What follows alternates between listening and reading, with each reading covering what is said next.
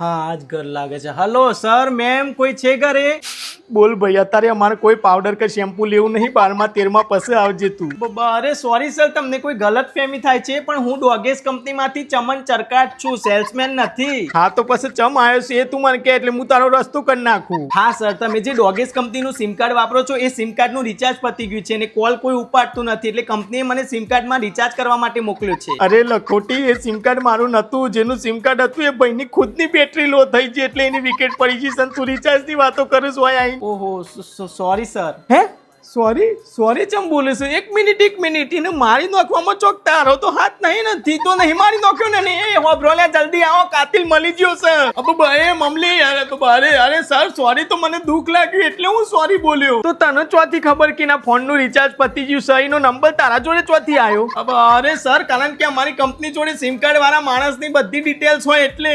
અરે બાપ રે, અલે જલ્દી આવો લે, આ કાતિલની તો કંપની છે।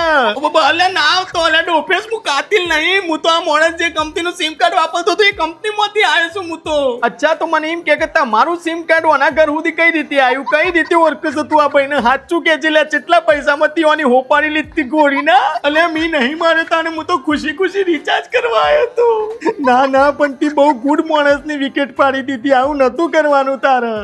અચ્છા મને એક વાત કહો કે આ જે આદમી મરી ગયો, જે માણસ મરી ગયો, એ તમારો સંબંધી હતો? ના, મારા સંબંધી તો ચોથી હોય, હું તો યમરાજ જોડે આવ્યો છું ને એને લેવા માટે। અરે હું કાલે મારો સંબંધી હતો એટલે તો હું અહીં ઊભો છું। અરે જુઓ સર, મારી વાત તમે હોભરો, હું તમને તમારા ફાયદાની વાત કરું કે એકવાર તમે સિમ કાર્ડમાં રિચાર્જ કરાવી દો ને તો સિમ કાર્ડની જે સેવાઓ છે ને એ ચાલુ થઈ જાય, બીજું કોઈ નહીં। અરે પોલીસ કરેલી ગોટી, અમે સેવાઓ ચાલુ રાખીએ હતી, આખા આદમીને બંધ કરી દીધો ને અમે સેવાઓ ચાલુ રાખીએ। અલે જલ્દી આવો, અને જ પેલાનું સ્વિચ ઓફ કરે છે, જલ્દી આવો। અલે ના, જેલ થઈ ના પહેલા મારા કંપનીમાં રિઝાઇન મૂકી દેવું પડે।